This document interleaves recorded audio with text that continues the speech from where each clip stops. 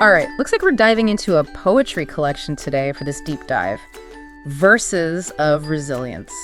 Poems for the soul. Now you might be thinking, poetry? Really? For resilience? But hold on, because this isn't your typical poetry book. No, not at all, actually. Each poem comes with these reflections from the author, Franck Konandri. It's like having a conversation with him, about how to use these ideas in your life. Oh, that's interesting. So tell me about Franck. Why resilience? What's his story? Well, it seems like he's been through a lot, challenges, setbacks, that sort of thing.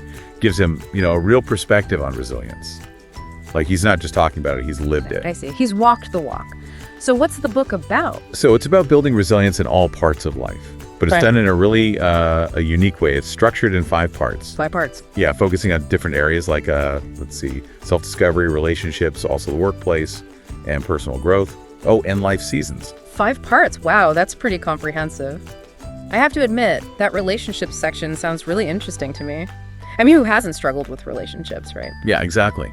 And we often think of resilience as bouncing back from these big setbacks, but it's also about, navigating the everyday things, especially in relationships. There's a whole section on that, full of poems and reflections. That's so true. It'd be great to have some tools to, handle those relationship challenges better. Well, you're in luck.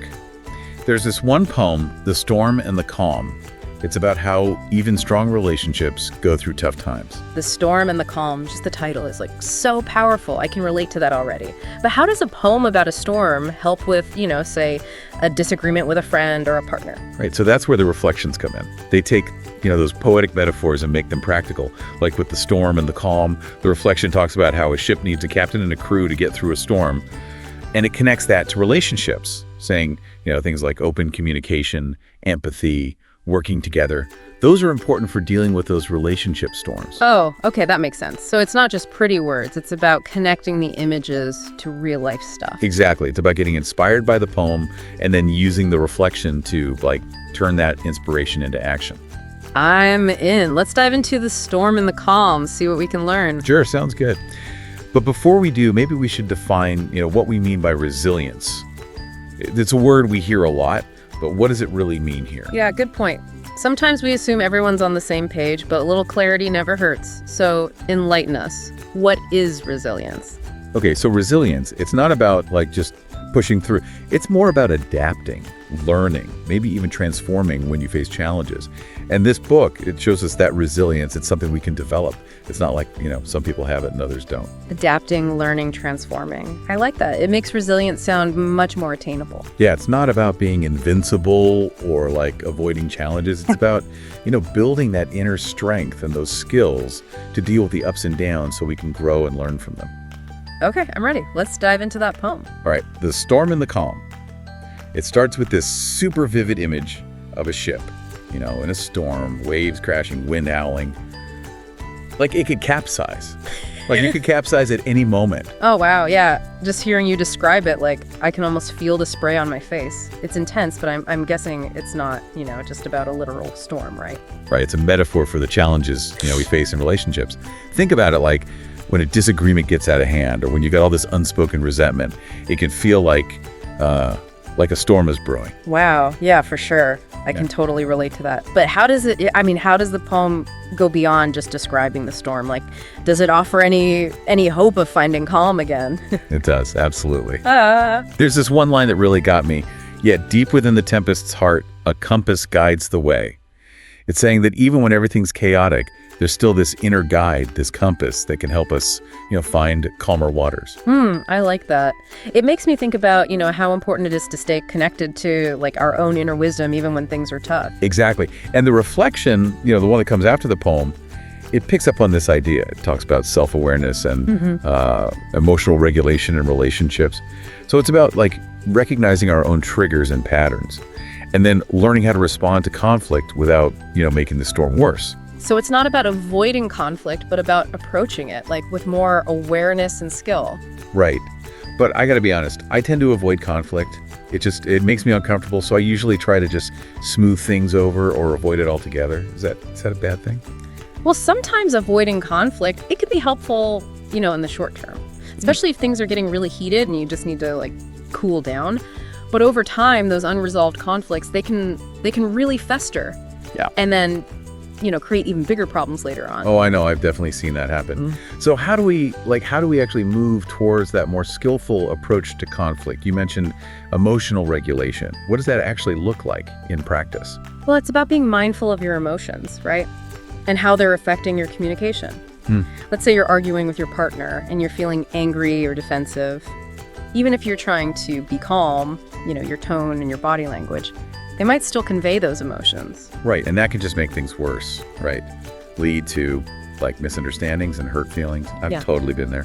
We all have. But emotional regulation, it's not about, suppressing your feelings. It's about noticing them, acknowledging them, and then, choosing how you want to express them. It's about pausing before you react and asking yourself, what's the most constructive way to say what I need to say? Pausing before reacting, that's so much easier said than done. But I see how powerful that could be. It's like creating a space, right, between the trigger and our response so we have more control. Exactly. And the reflection actually gives a tip for this. It suggests taking a few deep breaths before responding to something that, triggers you. It might sound simple, but those breaths can really help calm you down and respond with more, intention. Okay, I'm writing that down. Deep breaths. Got it. What else does the reflection say? Well, it also talks about how important empathy is for navigating conflict. Remember that analogy with the ship and the crew? Well, a good captain, they don't just need to be aware of their own emotions, right?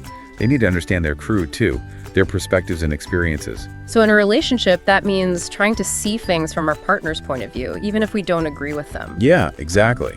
It's about listening to understand, not just to respond. Try to put yourself in their shoes, see things from their side. You don't have to agree with them, but it helps you approach the conflict with, compassion and understanding. Yeah, that's such a good reminder. It's easy to, get stuck in our own heads and forget that there's another side to the story. It happens. But the more we practice empathy, the more we create, understanding and space for resolution. This is amazing, this one poem, The Storm and the Calm, it sparked this whole conversation about resilience in relationships. It just shows how powerful poetry can be for, understanding things on a deeper level and then putting them into practice. I totally agree. And it's really cool. The book uses this same approach, the poetry and reflection, for all 5 areas of resilience. So if you're dealing with, self-doubt, stress at work, life transitions, there's a poem and a reflection for you. That's what's so great about this book. It's like a toolbox full of, different tools for building resilience. We've looked at the storm and the calm as a tool for relationships, but what other tools are in this treasure chest of wisdom? Well, there's a poem in the self-discovery section called The Flame Within. I think you'll find it interesting. It touches on something we talked about earlier, about connecting with our own inner wisdom. It's funny. When we started, I have to admit, I wasn't sure about, learning about resilience from poetry, but this has been, eye-opening. Yeah, I get it. Yeah. A lot of people, I think they underestimate poetry, It can get past our defenses. Yeah. And then these deep truths, they stick with you. Yeah, totally. And the way it's combined with those reflections, it's brilliant. It's like you get inspiration and then a plan for what to do all at once. It's like having, a wise friend there with you, offering comfort and guidance. Exactly. So you mentioned that poem, The Flame Within, something about inner wisdom. Tell me more. Oh, yeah. This one, it really spoke to me. It's about that, that spark of resilience that we all have, even when we're, feeling lost or unsure. Mm-hmm. It uses this metaphor of a flame to represent that strength. Okay, I like that imagery, but I struggle with self-doubt. Sometimes it feels like my inner flame is more like a flickering candle about to go out. How does the poem address that? I feel you. That's so common. And the poem, it acknowledges that darkness. It doesn't pretend that we don't have doubts or fears, but it says that even a tiny flame, it can light up a whole room. It's about seeing that potential for resilience, for strength. It's always there inside us. I like that. So it's not about pretending we don't have doubts. It's about tapping into that inner strength even when we do. Yes, exactly. And the reflection, it has some tips on how to do that. One thing is self-compassion. It's about treating ourselves kindly, especially when things are tough. Right, because we often beat ourselves up when we make mistakes or when we face setbacks, and that just makes us feel worse, less able to bounce back. Yeah, it's like pouring water on the flame instead of, fanning it. The reflection reminds us that everyone makes mistakes, setbacks. They happen to all of us. So instead of criticizing ourselves, we can try to be encouraging and supportive. We need to be our own cheerleaders, basically. But how do we actually do that? Self-compassion is a great idea, but how do we put it into practice? Well, it suggests a few things. One is to, notice that negative self-talk and then challenge it. Ask yourself, would I say this to a friend? And if not, then why am I saying it to myself? That's such a good point. It helps you realize that we're often way harder on ourselves than we would be on anyone else. Exactly. Another thing is to focus on our strengths. When we're down on ourselves, it's easy to see all our flaws, But if we take time to think about our accomplishments, our talents, our good qualities, that can help us feel more confident. It's like finding that balance between self-compassion and appreciating ourselves. Not in an arrogant way, but in a way that recognizes our strengths. Yes, exactly. Finding that sweet spot, being kind to ourselves, and also seeing our, awesomeness. That can really fuel our resilience. As we've been talking, I've realized that resilience, it's not just about those huge, dramatic challenges. It's about, the everyday stuff, the doubts, the relationship problems, the stress. It's about having tools to help us stay grounded no matter what. I love that. And that's what's so great about this book. It shows us that resilience, it's not a destination, it's a journey. It's about showing up for ourselves and for others with compassion, courage, and that willingness to keep learning. And what I've learned today is that poetry can be a really powerful part of that journey. It can inspire us, challenge us, and give us new ways of seeing things. Absolutely. So if you're feeling like you need a little more resilience, I definitely recommend checking out Verses of Resilience, Poems for the Soul. It might be just what you need to, ignite that flame inside you and navigate life with more grace and ease. Beautifully said. Thanks for joining me on this deep dive. And to everyone listening, remember to keep fanning those flames of resilience within you.